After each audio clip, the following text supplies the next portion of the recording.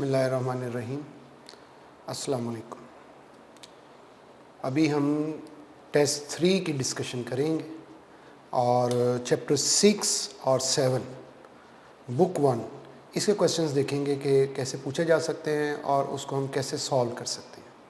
Question 1, which of the following best describes the change in bond angle in water when H3O positive is formed. Question ये है कि water है और water के साथ दो हाइड्रोजन ऑक्सीजन के साथ अटैच हैं और जब 2 हाइड्रोजन उसके साथ अटैच होती हैं तो 2 हाइड्रोजन अटैच हैं तो उसके बाद 2 लोन पेयर होते हैं, 2 बॉन्ड पेयर होते हैं। क्वेश्चन ये है कि अगर एक थर्ड हाइड्रोजन भी उसके साथ अटैच हो गई वाटर के साथ तो बॉन्ड एंगल पे क्या फ़र्क पड़ेगा। तो अगर आप सोल्यूशन देखें, थर्ड हाइड्रोजन एक लोन पेयर यूज़ करेगी, कोऑर्डिनेट कोवलेंट बॉन्ड बनेगा, अब उसमें एक ही लोन पेयर बच जाएगा। अब वेस्पर थ्योरी अगर अप्लाई करेंगे तो जो 2 लोन पेयर है वो ज़्यादा रिपल्शन कॉज करेंगे बॉन्ड पेयर्स पर, और हाइड्रोनियम आइन के अंदर H3O प्लस के अंदर एक ही लोन पेयर है तो वो कम रिपल्शन कॉज करेगा। तो जब रिपल्शन कम हो जाएगी तो बॉन्ड एंगल्स जो हैं वो थोड़े वाइड हो जाएंगे, वो थोड़ा ओपन हो जाएगा, उनमें रिपल्शन लोन पेयर की बॉन्ड पेयर पे कम हो गई तो एंगल ज़्यादा हो जाएगा। इसको मतलब हम सिंपली ये कहना चाहें तो हम ये ऐसे कह सकते हैं कि लोन पेयर जो है सेंट्रल एटम पे और जो बॉन्ड एंगल ये इन्वर्सली प्रोपोर्शनल है। सेंट्रल एटम के पास जितने ज़्यादा लोन पेयर होंगे उतना बॉन्ड एंगल कम होगा, और जितने सेंट्रल एटम के पास लोन पेयर ज़्यादा होंगे तो बॉन्ड एंगल कम हो जाएगा, लोन पेयर कम हो जाएंगे तो बॉन्ड एंगल ज़्यादा हो जाएगा। एक और इम्पॉर्टेंट बात इसमें ये याद रखनी है कि बॉन्ड एंगल कम हो जाएगा बॉन्ड पेयर और बॉन्ड पेयर में, लोन पेयर और बॉन्ड पेयर में नहीं। बॉन्ड पेयर और बॉन्ड पेयर में OH और OH का जो बॉन्ड एंगल है कम हो जाएगा, लोन पेयर और OH का बॉन्ड एंगल ज़्यादा हो जाएगा। तो इसका आंसर जो है वो चार्ली हो गया, और इससे हमने सीखा ये है कि लोन पेयर अगर सेंट्रल एटम के पास कम होते जाते हैं तो बॉन्ड एंगल ज़्यादा होता जाएगा। क्वेश्चन 2 है, CCl4 has no net dipole moment because of. अब CCl4 में कार्बन और क्लोरीन के दरमियान जो बॉन्ड्स हैं वो सब पोलर हैं। कार्बन और क्लोरीन में इलेक्ट्रोनेगेटिविटी का डिफरेंस है, तो CCl4 में कार्बन के साथ 4 क्लोरीन एटम अटैच हैं, सारे बॉन्ड्स जो हैं वो पोलर बॉन्ड्स हैं।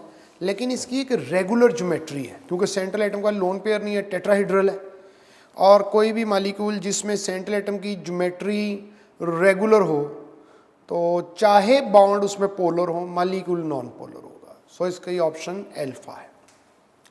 Question 3, which dash pair of molecule will have similar shape. तो इनमें कौन है कि जिनकी जो शेप है वो सिमिलर होगी, तो शेप सिमिलर होगी। इसमें SO3 एंड PCl3 पेयर है, बीटा में CdCl2 और SnCl2 पेयर है, CO2 और SO2 पेयर है, BF3 एंड AlCl3 पेयर है। तो इसमें वो पूछ रहे हैं कि किस पेयर में जो है वो उसकी जो है ना वो सिमिलर शेप होगी। इसमें एक हिंट्स देखो ऐसे है कि अगर सेंट्रल एटम सेम ग्रुप से हो और उसने एक जितने बॉन्ड बनाए हों तो तब शेप सेम होगी। अब इसमें देखिए BF3 है और AlCl3 है जो डेल्टा है, तो BF3 बोरॉन भी सेंट्रल एटम में थर्ड ग्रुप से, एल्यूमिनियम सेंट्रल एटम में थर्ड ग्रुप से, और दोनों ट्राइवेलेंट हैं, दोनों ने 3 बॉन्ड फॉर्म किए हैं, और जब दोनों ने 3 बॉन्ड फॉर्म किए हैं, दोनों ट्राइवेलेंट हैं, तो दोनों में central atom is surrounded by 3 bond pairs without any lone pair, दोनों की ज्योमेट्री ट्रायंगुलर प्लेनर होगी। प्रैक्टिस के लिए बाकी ऑप्शन भी देखें। अल्फा है SO3 और PCl3। सल्फर जो है वो 6 ग्रुप से है, सेंट्रल एटम है सल्फर, और PCl3 में फास्फोरस जो है वो 5th ग्रुप से है, तो वो दोनों डिफरेंट सेंट्रल एटम से हैं और उस वजह से उनकी जो ज्योमेट्री है वो भी डिफरेंट होगी। दोनों में लोन पेयर भी, सल्फर में कोई लोन पेयर नहीं है, सल्फर ट्राइऑक्साइड में PCl3 में 1 लोन पेयर भी है। इस तरह से CdCl2 और SnCl2 को अगर हम कंपेयर करें तो कैडमियम सेकंड बी ग्रुप से है ट्रांजिशन एलिमेंट के, टिन जो वो फोर्थ ग्रुप से है, दोनों अलग हैं और दोनों की ज्योमेट्री भी अलग होगी, सेंट्रल एटम अलग ग्रुप से हैं। जो SnCl2 में लोन पेयर भी है जो CdCl2 में नहीं है। चार्ली में CO2 और SO2 है, कार्बन फोर्थ ग्रुप से है और उसमें कोई लोन पेयर नहीं है। SO2 में सल्फर जो वो 6 ग्रुप से है और 1 लोन पेयर है। तो इसमें फाइनल कंक्लूजन ये है कि अगर 2 मॉलिक्यूल्स हैं उनमें सेंट्रल एटम जो है वो सेम ग्रुप से है और उसकी वैलेंसी भी सेम है, यानी बॉन्ड भी एक जितने बनाए हैं तो शेप सेम होगी। Question, which one of the following is linear molecule. इसमें ऑप्शन देखो, वाटर है, Cl2O है, HCN है, SO2 है। तो क्वेश्चन 4 में HCN जो है वो लीनियर है। अगर आप HCN का स्ट्रक्चर देखें सॉल्यूशन में तो कार्बन सेंट्रल एटम है, एक तरफ हाइड्रोजन सिंगल बॉन्ड से अटैच है और दूसरी तरफ नाइट्रोजन जो है वो ट्रिपल बॉन्ड से अटैच है। वेस्पर थ्योरी के मुताबिक ट्रिपल बॉन्ड जो है that is counted as 1 electron pair, क्योंकि जो ज्योमेट्री है वो सिग्मा बॉन्ड से डिसाइड होती है। पाई बॉन्ड जो है वो ज्योमेट्री को डिस्टॉर्ट करते हैं, पाई बॉन्ड से बेसिक ज्योमेट्री पे फर्क नहीं पड़ता। तो इसमें ट्रिपल बॉन्ड को भी हम सिंगल इलेक्ट्रॉन पेयर समझेंगे। तो अब कार्बन सेंट्रल एटम है, now central atom is surrounded by 2 electron pairs, और जब भी सेंट्रल एटम की 2 इलेक्ट्रॉन पेयर हों, डबल बॉन्ड होगा तो सब भी 1 इलेक्ट्रॉन पेयर समझेंगे, ट्रिपल बॉन्ड होगा सब भी 1 इलेक्ट्रॉन पेयर समझेंगे। यहाँ कार्बन जो है उसके 2 इलेक्ट्रॉन पेयर हैं और जब भी, और ये Ab2 टाइप बनेगा और ये लीनियर होगा।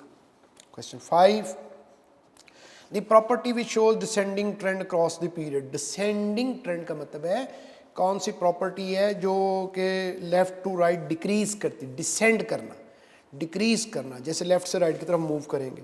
तो ये एटॉमिक रेडियस है जो लेफ्ट से राइट की तरफ डिक्रीज करता है, बाकी तीनों प्रॉपर्टीज लेफ्ट से राइट की तरफ इंक्रीज करती हैं। और ये तीनों प्रॉपर्टीज जो हैं वो एटॉमिक साइज के इन्वर्स है, इसलिए atomic size left to right decrease करता है तो ये तीनों इंक्रीज करती हैं। क्वेश्चन 6 देखें, O2+2 है द बॉन्ड ऑर्डर। इसका एक शॉर्टकट हमने लेक्चर में भी पढ़ा था, उसे अभी भी दोहरा लेते हैं कि O2+2, O2+O2 और इसके जितने आइंस हैं इनका ये बॉन्ड ऑर्डर है। लेफ्ट से राइट की तरफ मूव करेंगे तो बॉन्ड ऑर्डर बाय 0.5 वेरी करता है। तो O2+2 का बॉन्ड ऑर्डर पूछा है, O2+2 का बॉन्ड ऑर्डर 3 है।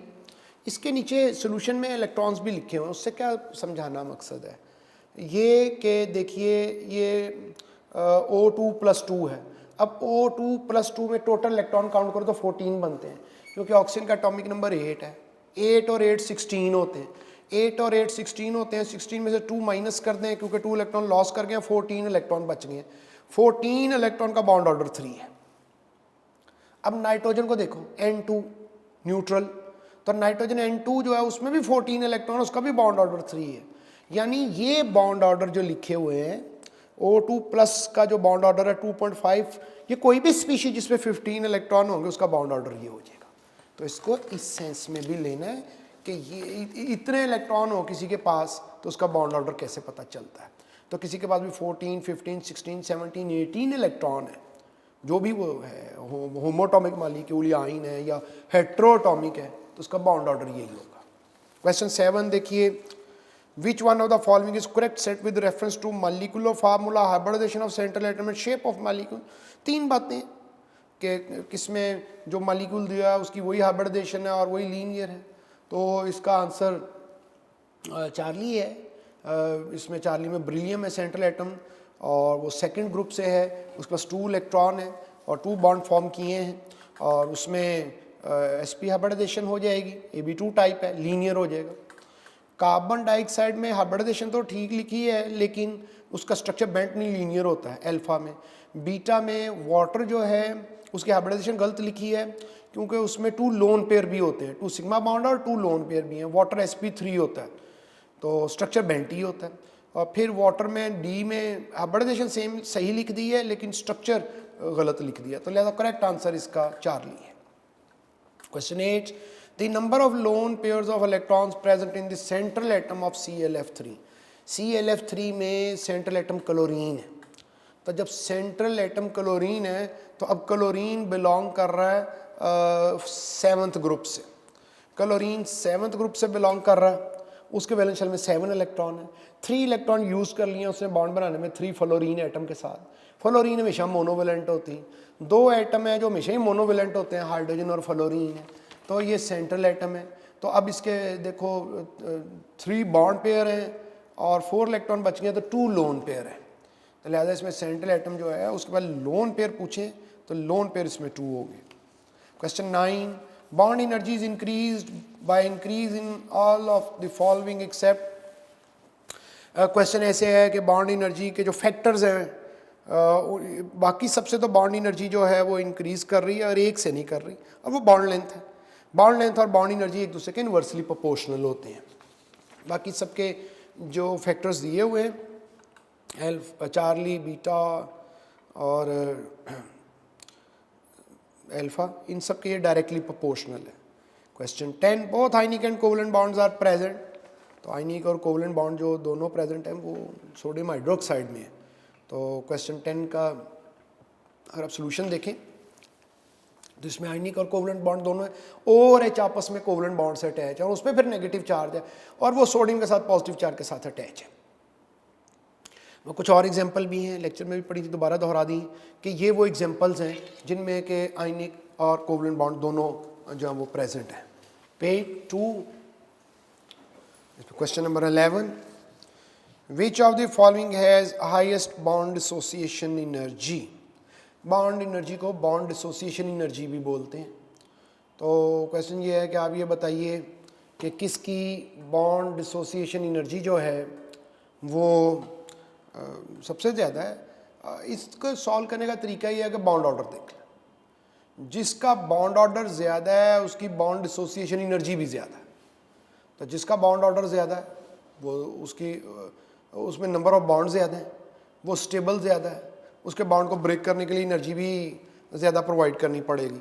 और फिर नाइट्रोजन के आइंस की बॉन्ड एनर्जी अगर हमने याद रखनी है जैसे ऑक्सीजन के है तो फिर देख लो दोबारा, N2 plus N2 N2 plus N2 N2 minus N2 minus 2, तो इनका बॉन्ड ऑर्डर N2 का 3 है, फिर दोनों लेफ़्ट और राइट पे 2.5 है, फिर लेफ़्ट और राइट पे 2 और 2 है।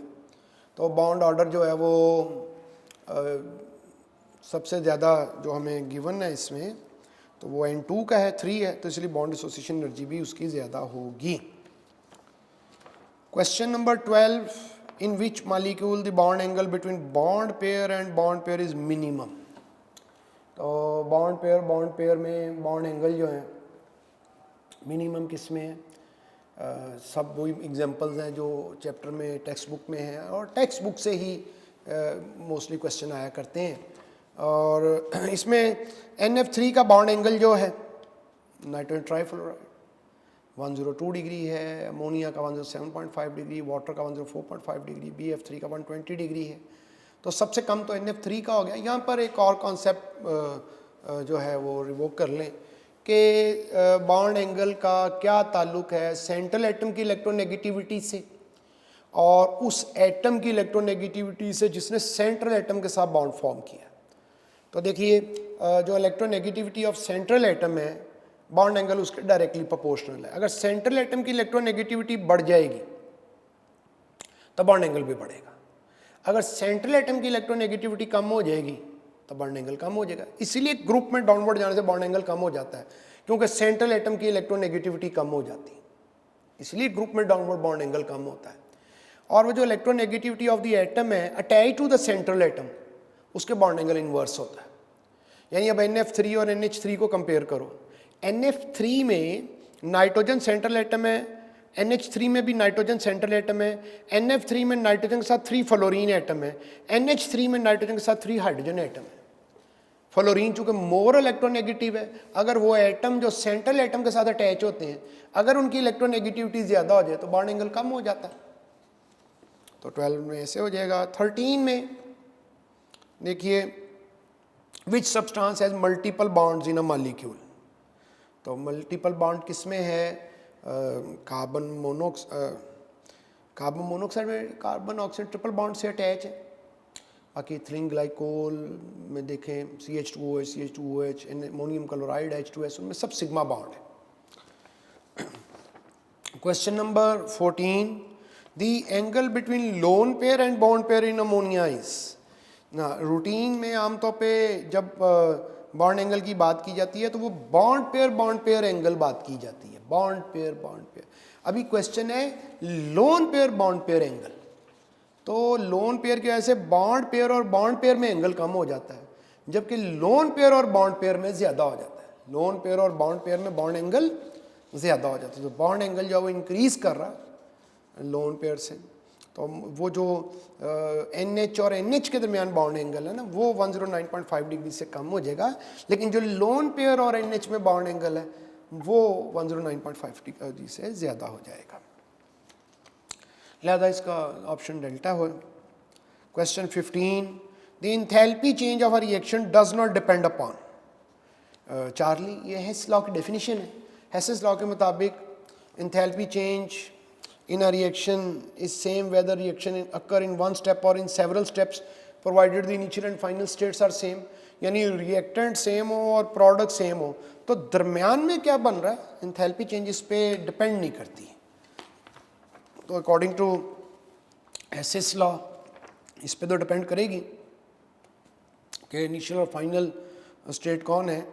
रिएक्टेंट मतलब वाटर प्रोडक्ट में फॉर्म, लिक्विड में फॉर्म कर रहे हैं या गैस में फॉर्म कर रहे हैं, इससे तो एंथैल्पी चेंज हो सकती है, नेचर ऑफ रिएक्टेंट से सेम हो सकती है, लेकिन रिएक्टेंट से प्रोडक्ट तक जाते हुए दरमियान में क्या बना है इससे फ़र्क नहीं पड़ता। Question 16, the correct equation for enthalpy change of formation of ammonia gas. देखिए एंथैल्पी ऑफ फॉर्मेशन जो है इसको डिफाइन ऐसे करते हैं, द हीट इवॉल्व और एब्जॉर्ब, जो हीट चेंज है, when 1 mole of compound is formed from its elements and all the reactants and products are in their standard state। तो एक तो 1 mole कंपाउंड बनना चाहिए और अपने एलिमेंट्स से बनना चाहिए, और वो एलिमेंट और कंपाउंड सब अपनी स्टैंडर्ड स्टेट में होने चाहिए। तो स्टैंडर्ड स्टेट क्या होती है? 25 degree Celsius temperature and 1 atmospheric pressure पर जो किसी की फिजिकल स्टेट है, यानी 25 degree Celsius temperature normal temperature है, 1 एटमॉस्फेरिक प्रेशर नॉर्मल प्रेशर है। तो नॉर्मल टेम्परेचर और नॉर्मल प्रेशर पे जो किसी की फिजिकल स्टेट है सॉलिड लिक्विड गैस, अगर रिएक्शन में वैसे ही लिखा गया है तो वो अपनी कहलाएगा कि अपनी स्टैंडर्ड स्टेट में मौजूद है। तो रिएक्टेंट और प्रोडक्ट अपनी स्टैंडर्ड स्टेट में होने चाहिए और ये इक्वेशन के अंदर, और 1 मोल कंपाउंड फॉर्म होना चाहिए और अपने एलिमेंट से होना चाहिए। तो फिर चार्ली है, उसमें अमोनिया 1 मोल बन रहा है, गैस है, अमोनिया की स्टैंडर्ड स्टेट गैस होती है, वो नेचर में गैस के तौर पे एग्जिस्ट करता है, और नाइट्रोजन और हाइड्रोजन मौजूद हैं। बैलेंस करने के लिए उनके कोफिशिएंट ऐसे किए हैं ताकि बैलेंस हो जाए। तो इसमें अल्फ़ा में क्या प्रॉब्लम है? अल्फ़ा में प्रॉब्लम 2 मोल अमोनिया बन रही। बीटा में क्या प्रॉब्लम है? बीटा में प्रॉब्लम इक्वेशन बैलेंस ही नहीं है बीटा में। तो डेल्टा में अमोनिया 1 मोल बन रही है, अपने एलिमेंट्स से नहीं बन रही है। क्वेश्चन 17 देखिए। क्वेश्चन नंबर 17 में दी in exothermic reactions the heat contents of the exothermic reaction में हीट इवॉल्व होती है, रिएक्टेंट प्रोडक्ट तक पहुंचते हैं हीट लॉस करके। देखिए अगर रिएक्टेंट के पास हीट या एनर्जी 100 थी, प्रोडक्ट में पहुंचे और वो प्रोडक्ट तक पहुंचे हैं कुछ हीट लॉस करके, दे हैव लॉस समथिंग। तो 100 में से कुछ हीट लॉस कर दी तो प्रोडक्ट में गए तो उनके पास हीट कम होगी, लिहाजा रिएक्टेंट से जब प्रोडक्ट में जाते हैं एक्सोथर्मिक में तो प्रोडक्ट की इंथैल्पी कम होती है और रिएक्टेंट की इंथैल्पी ज़्यादा होती है, एंड वाइस वर्सा। एंडो के लिए इसके उलट हो जाएगा। तो क्वेश्चन 17 का आंसर बीटा है। Question 18, which one of the following enthalpy terms could be exo as well as endo. तो इंथैल्पी 18 में एंथैल्पी ऑफ एटमाइजेशन हमेशा पॉजिटिव होती है, एंथैल्पी ऑफ आयनाइजेशन हमेशा पॉजिटिव होती है, एंथैल्पी ऑफ एटमाइजेशन हमेशा पॉजिटिव होती, एंथैल्पी ऑफ न्यूट्रलाइजेशन हमेशा नेगेटिव होती है, एंथैल्पी ऑफ कंबस्टन हमेशा नेगेटिव होती है, enthalpy of solution, enthalpy of reaction, enthalpy of formation, ये पॉजिटिव भी हो सकती है, नेगेटिव भी हो सकती है। यानी दो बातें देखो जो हमेशा पॉजिटिव होंगी, एंथैल्पी ऑफ एटमाइजेशन और एंथैल्पी ऑफ आयनाइजेशन। दो बातें जो हमेशा नेगेटिव होंगी, enthalpy of neutralization, enthalpy of combustion. तीन बातें जो पॉजिटिव भी हो सकती हैं, नेगेटिव भी हो सकती हैं, enthalpy of solution, enthalpy of formation और एंथैल्पी ऑफ रिएक्शन। तो इसका आंसर डेल्टा होगा। Question 19, which of the following changes is spontaneous as well as endothermic. कौन सी प्रोसेस है जो एंडोथर्मिक भी है और स्पॉन्टेनियस भी है। आमतौर पे स्पॉन्टेनियस प्रोसेस नेचुरल प्रोसेस जो नेचर में खुद से होते हैं, आमतौर पे स्पॉन्टेनियस प्रोसेस वो होते हैं जो कि एंडोथर्मिक एक्सोथर्मिक होते हैं। यहाँ क्वेश्चन ये है कि वो प्रोसेस जो एंडोथर्मिक भी हो और स्पॉन्टेनियस भी हो। तो अल्फा है, ये वेपोरेशन है। वाटर जब लिक्विड से गैस में कन्वर्ट होता है तो ये वेपोरेशन है। वेपोरेशन एंडोथर्मिक भी होती है और स्पॉन्टेनियस प्रोसेस भी होता है। बीटा में देखो, अब बीटा जो है जब गैस से लिक्विड में जाते हैं तो ये एक्सोथर्मिक प्रोसेस है। एक सिंपल रूल ऐसे कहा जा सकता है कि देखो जब भी फोर्स ऑफ अट्रैक्शन इंक्रीज करेगी या डेवलप होगी तो एक्सोथर्मिक प्रोसेस होगा, और अगर फोर्स ऑफ अट्रैक्शन वीक हो रही हैं या ब्रेक कर रही हैं तो ये एंडोथर्मिक प्रोसेस होगा। बीटा में गैस से लिक्विड बन रहा है, फोर्स ऑफ अट्रैक्शन स्ट्रांग हो रही हैं तो ये एक्सोथर्मिक प्रोसेस है। और चार्ली में देखो लिक्विड से सॉलिड कन्वर्ट हो रहा, वाटर फ्रीज कर रहा है, इसमें भी फोर्स ऑफ अट्रैक्शन इंक्रीज कर रही। जब फोर्स ऑफ अट्रैक्शन इंक्रीज करेंगे एक्सोथर्मिक होगा। तो वो दोनों तो हैं ही एक्सोथर्मिक, बीटा और चार्ली। तो अल्फा जो है वो एंडोथर्मिक है। जब कहीं फोर्स ऑफ अट्रैक्शन बढ़ेगी तो प्रोसेस एक्सोथर्मिक होगा अगर सिर्फ एंथैल्पी से कहें, और अगर फोर्स ऑफ अट्रैक्शन डिक्रीज करेगी तो प्रोसेस एंडोथर्मिक होगा। Question 20, the heat of formation of compound is equal in magnitude, its magnitude. इसका आंसर बीटा है और ये सेकंड लॉ ऑफ थर्मोकेमिस्ट्री कहलाता है कि बीटा के साथ मिलके इसकी स्टेटमेंट पढ़े। The heat of formation of a compound is equal in magnitude to it's heat of decomposition into elements. तो जो हेस लॉ है, हेसिस लॉ, ये सेकंड लॉ ऑफ थर्मोकेमिस्ट्री कहलाता है। ठीक है, शायद मैं पहले गलत बोल दी। तो ये हेसिस लॉ कहलाता है सेकंड लॉ ऑफ थर्मोकेमिस्ट्री। ये जो स्टेटमेंट है ये फर्स्ट लॉ ऑफ थर्मोकेमिस्ट्री के कंपाउंड को जब डीकम्पोज करते हैं उसके एलिमेंट्स में या एलिमेंट से दोबारा कंपाउंड फॉर्म करते हैं तो हीट चेंज सेम होती है, साइन डिफरेंट होता है। अगर उसको डीकम्पोज कर रहे हैं तो हीट जो है वो एब्जॉर्ब होगी, वगैरह इवॉल्व होगी। Question number 21, at the standard conditions, that is 25 degrees Celsius and 1 atmospheric pressure, the enthalpy value of all element is taken as enthalpy of formation of an element always zero होती है। किसी भी element की enthalpy of formation हमेशा zero होती उसकी most standard state में। और स्टैंडर्ड स्टेट क्या होती है, देखो ना, कोई एलिमेंट, फिर सुन लो, कोई एलिमेंट अपनी स्टैंडर्ड स्टेट में हो तो उसकी एंथैल्पी ऑफ फॉर्मेशन ज़ीरो होगी। और स्टैंडर्ड स्टेट होती है जिस स्टेट में वो 25 डिग्री सेल्सियस टेम्परेचर और 1 एटमॉस्फेरिक प्रेशर पे एग्जिस्ट करता है। तो अगर उसकी एक से ज़्यादा स्टैंडर्ड स्टेट है तो फिर जो सबसे स्टेबल स्टेट है उसमें उसकी एंथैल्पी ऑफ फॉर्मेशन ज़ीरो होगी। अब कार्बन है तो कार्बन की स्टैंडर्ड स्टेट सॉलिड है, लेकिन वो ग्रेफाइट की फॉर्म में भी होता है, डायमंड की फॉर्म में भी होता है। ग्रेफाइट उसकी ज़्यादा स्टेबल स्टेट है, इसलिए ज़्यादा अबंडेंट भी है। कार्बन ज़्यादा हार्ड है, ज़्यादा स्टेबल नहीं है, तो इसलिए लेस अबंडेंट है। तो ग्रेफाइट जो कि कार्बन की स्टैंडर्ड स्टेट है और ज़्यादा स्टेबल स्टेट है, इसमें इसकी एंथैल्पी ऑफ फॉर्मेशन ज़ीरो होगी। ब्रोमीन जो है वो लिक्विड में एग्जिस्ट करती है नेचर में, तो अगर वो लिक्विड में कहीं लिखी होगी तो उसकी एंथैल्पी ऑफ फॉर्मेशन ज़ीरो है। हाइड्रोजन की वो नेचर में 25 डिग्री सेल्सियस टेम्परेचर और 1 एटमॉस्फेरिक प्रेशर पे गैस में एग्जिस्ट करती है तो उसकी एंथैल्पी ऑफ फॉर्मेशन ज़ीरो होगी। क्वेश्चन 22, बॉर्न एबर साइकिल में मुख्तलिफ प्रोसेस इन्वॉल्व हैं। क्वेश्चन ये है कि लार्जेस्ट एंथैल्पी चेंज किस में होती है, तो लार्जेस्ट एंथैल्पी चेंज जो है बॉर्न एबर साइकिल के अंदर जो है इसमें सबसे क्वेश्चन नंबर 22, तो इसमें अल्फा, ये न्यूमेरिकल है टेक्स्ट बुक का चैप्टर 7 का, सारी इंथैल्पी वैल्यूज़ गिवन है। सबसे ज़्यादा जो इंथैल्पी की वैल्यू है वो बीटा के लिए, बाकी भी वैल्यूज़ दी हुई हैं। तो ये थोड़ा, ये वैल्यूज़ बेशक मत याद रखें, ये ज़हन में रखें किसकी ज़्यादा किसकी कम है।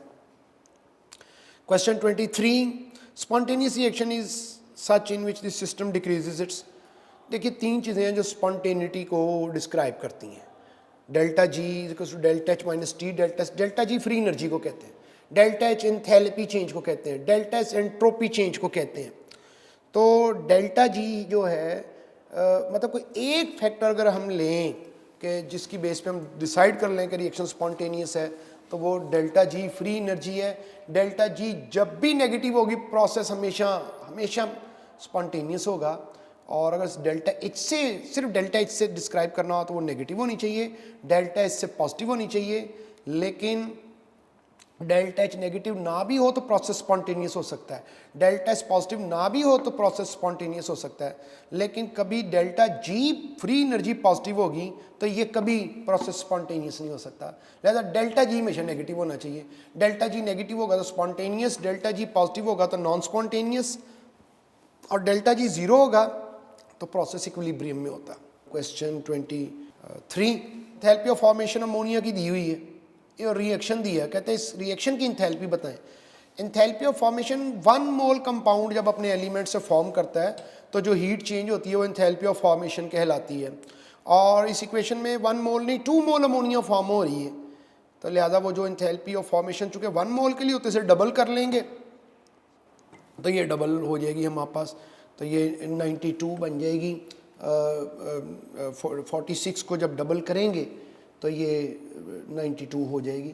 तो इसमें क्वेश्चन 24 देखें, चलिए दोबारा। क्वेश्चन 24 में specific heat is defined as, specific heat, ये 3 टर्म यूज़ होती हैं, heat capacity, specific heat capacity और molar heat capacity. Heat capacity, इन तीनों के लिए जो कॉमन बात यह है कि ये वो हीट है जो 1 केल्विन टेम्परेचर इंक्रीज़ करने के लिए चाहिए। अगर हम जो सब्सटेंस की अमाउंट है वो मेंशन नहीं करें और ये कहें कि 1 केल्विन टेम्परेचर बढ़ाने के लिए चाहिए हीट उस सब्सटेंस की जो गिवन है हमें, तो इसे बोलते हैं हीट कैपेसिटी। चाहे वो 1 ग्राम है, चाहे 1 मोल है, चाहे 100 ग्राम है, जितना भी सब्सटेंस गिवन है उसका टेम्परेचर 1 केल्विन बढ़ाना है तो जो हीट चाहिए वो हीट कैपेसिटी है। अगर 1 ग्राम सब्सटेंस का टेम्परेचर 1 केल्विन इंक्रीज करना है तो वो स्पेसिफिक हीट कैपेसिटी कहलाएगी, और अगर 1 मोल का टेम्परेचर 1 केल्विन बढ़ाना है तो वो मोलर हीट कैपेसिटी कहलाएगी। Page 3, question 25, enthalpy of formation of ammonia given है और एंथैल्पी ऑफ रिएक्शन पूछी है। एंथैल्पी ऑफ फॉर्मेशन 1 मोल के लिए होती है, जब 1 मोल कंपाउंड फॉर्म करे, 1 मोल अमोनिया फॉर्म करे, और इस इक्वेशन में अमोनिया के 2 मोल फॉर्म हो रहे हैं। एक तो इसे डबल कर लें पहले, और अमोनिया जब फॉर्म होती है तो ये एक्सोथर्मिक प्रोसेस है, लिहाजा -92 आएगा डबल होने के बाद, तो इसका आंसर डेल्टा बनेगा। Question 26, standard enthalpy of formation given है हमें और कहते हैं स्टेबिलिटी बताएं, क्या रिलेशनशिप है इसका स्टैंडर्ड एंथैल्पी ऑफ फॉर्मेशन का स्टेबिलिटी के साथ। देखिए, जब किसी में जितनी ज़्यादा हीट इवॉल्व होगी उतना वो स्टेबल होगा, और अगर एब्जॉर्ब हो रही है तो जितनी कम एब्जॉर्ब होगी उतना वो स्टेबल होगा। जिसमें जितनी हीट ज़्यादा एब्जॉर्ब होगी उतना कम स्टेबल है, जितनी हीट इवॉल्व ज़्यादा होगी उतना वो ज़्यादा स्टेबल है। तो ऑर्डर लिखा हमने इसका, इंक्रीजिंग ऑर्डर, सबसे पहले उसे लिखना है जो लीस्ट स्टेबल है। ओजोन में सबसे ज़्यादा हीट एब्जॉर्ब हुई है, फिर HI में एब्जॉर्ब हुई है, अमोनिया और कार्बन डाइऑक्साइड में इवॉल्व हुई है, अमोनिया में कम इवॉल्व हुई है और कार्बन डाइऑक्साइड में उससे ज़्यादा इवॉल्व हुई है, लिहाजा ये इसका ऑर्डर बनेगा। ज़्यादा हीट इवॉल्व ज़्यादा स्टेबिलिटी, या कम हीट एब्जॉर्ब तो ज़्यादा stability. Question 27, the heat of neutralization है, 4 एसिड्स हैं ABCD, कोई एक कॉमन बेस है उससे रिएक्ट किया उन्हें, कहते अगर कह रहे इतनी हीट इनमें इवॉल्व हुई है तो बताएं एसिडिक करेक्टर क्या होगा। देखें, enthalpy of neutralization directly proportional है एसिड स्ट्रेंथ के या बेस स्ट्रेंथ के। अगर एसिड की स्ट्रेंथ चेक कर रहे हैं या बेस की स्ट्रेंथ चेक कर रहे हैं, कॉमन एसिड भी लिया जा सकता है, कॉमन बेस भी ली जा सकती है, मुख्तलिफ एसिड बेस को उससे रिएक्ट किया जा सकता है। जितनी ज़्यादा हीट ऑफ न्यूट्रलाइजेशन होगी उतना वो एसिड या बेस स्ट्रॉन्ग होगा। क्योंकि जितनी कम हीट इवॉल्व होगी वो इस हीट का वो हिस्सा जो है वो वीक एसिड या वीक बेस को आयनाइज करने में कंज्यूम हो जाता है। तो इसमें फिर जो हमारे पास सबसे ज़्यादा हीट जो ऑर्डर बनेगा, सबसे ज़्यादा हीट जो वॉल्व हुई है तो वो ए में हुई है वॉल्व, और उसके बाद सबसे ज़्यादा हीट वॉल्व हुई है डेल्टा में, फिर चार्ली और फिर बीटा में। 28 the enthalpy of neutralization involve when 1 mole of sulphuric acid reacts with 2 mole of NaOH। देखिए जब 1 मोल सल्फ्यूरिक एसिड और 2 मोल NaOH मिलेंगे तो 2 मोल वाटर बनेगा। लेकिन एंथैल्पी ऑफ न्यूट्रलाइजेशन की डेफिनेशन ये है कि ये वो हीट है जो इवॉल्व होती है जब 1 mole hydrogen ion from acid, 1 mole hydroxide ion from base react to form 1 mole of water. तो ये एंथैल्पी ऑफ 2 मोल वाटर से ये नहीं कि हीट इवॉल्व नहीं होगी, लेकिन उसे एंथैल्पी ऑफ न्यूट्रलाइजेशन नहीं कहेंगे। एंथैल्पी ऑफ न्यूट्रलाइजेशन उसी हीट को कहते हैं जो 1 मोल वाटर के इवॉल्व होने से बनती है। Question 29 when enthalpy and entropy, तो इसलिए वो क्वेश्चन 28 में आंसर वो जो 1 मोल वाटर के लिए हीट इवॉल्व होती है जो एंथैल्पी ऑफ न्यूट्रलाइजेशन की वैल्यू है वो इसका आंसर होगा। तो 29 में when enthalpy and entropy change for a chemical reaction are, enthalpy change negative में है यानी हीट इवॉल्व हो रही है, एक्सोथर्मिक है, और जो एंट्रोपी चेंज है वो पॉजिटिव है। तो अगर एंथैल्पी चेंज नेगेटिव हो, एंट्रोपी पॉजिटिव हो तो रिएक्शन स्पॉन्टेनियस होता है। एक्सोथर्मिक रिएक्शन हो, एंट्रोपी पॉजिटिव होने का मतलब डिसऑर्डर्डनेस इंक्रीज कर रही है, तो एंट्रोपी पॉजिटिव हो रही है, डिसऑर्डर्डनेस बढ़ रही है, और एंथैल्पी नेगेटिव है, एक्सोथर्मिक रिएक्शन है, तो ये स्पॉन्टेनिटी का क्राइटेरिया है। Question 30 the difference between delta H and delta E, ये एग्जाम्पल 1 है टेक्स्ट बुक में चैप्टर 7 की, उसमें एक छोटी सी डेरिवेशन है। तो देखिए डेल्टा एच इक्वल होता है delta E plus P delta V, P V N R T होता है, P delta V delta N R T होता है, लिहाजा पी डेल्टा वी की जगह हम लिख सकते हैं डेल्टा एन आर टी। तो डेल्टा एच डेल्टा ई इधर का माइनस हो जाएगा, तो delta H minus delta E equal हो जाएगा डेल्टा एन आर टी। हमने चैप्टर 6, 7 बुक 1 टेस्ट 3 की डिस्कशन मुकम्मल कर ली है। उम्मीद है कि अब आप कुछ समझ गए होंगे कि इसके MCQs हमने कैसे सॉल्व करने हैं। अपना ख्याल रखिए, अपना घर वालों का ख्याल रखिए, बिला ज़रूरत बाहर नहीं निकलिए। अल्लाह ताला आपके लिए आसानियाँ पैदा करें और आपको दूसरों के लिए आसानियाँ पैदा करने की तौफीक अता फरमाए। Thank you.